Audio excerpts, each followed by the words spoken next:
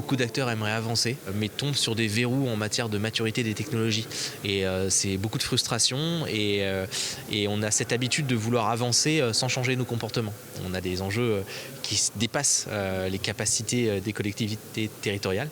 Et du coup, l'idée, c'est d'acculturer un maximum de décideurs politiques et de techniciens de ces collectivités, d'opérateurs, pour trouver le plus possible des solutions conjointes en fait. Il y a un enjeu majeur, nous le savons, et donc cette réflexion, nous avions commencé à la mener déjà depuis quelques années. Je souhaitais que ce soit tous les acteurs français qui puissent se réunir ici et qu'ensemble, nous continuions à penser l'avenir. C'est des sujets où OCA est très actif. OCA a l'ambition d'être pionnier sur certains marchés liés à la décarbonation. Donc ça peut être le premier patrouilleur hybride qui a été livré l'an dernier, le GIPTIS. Ça peut être des bateaux de travail en mer sur les champs d'éoliennes, des bateaux-bus 100% électriques, hydrogène ready. Voilà, on a toujours cette ambition d'arriver sur des marchés avec un temps d'avance et qui vont nous permettre de monter en compétence sur la décarbonation.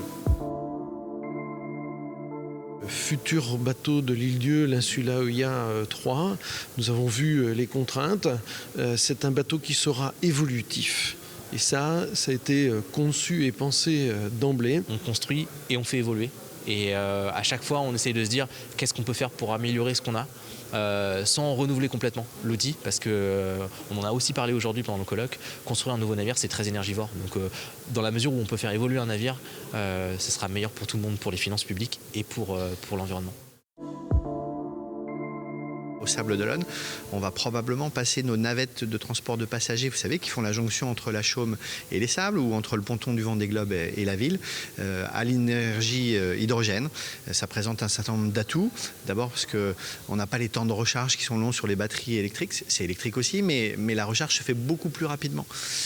Et donc, voilà, on va impulser, de même que c'est fait à terre avec les stations multi-énergie de La Roche-sur-Yon et des Sables bientôt au mois de mai, on va impulser cette dynamique aussi de l'hydrogène en mer, sur les navettes d'abord, et puis je pense sur les bateaux. Alors d'abord, il faut les commander, l'agglomération le décide à la fin du mois, et puis ça va venir très rapidement, je pense que dans le courant de l'année.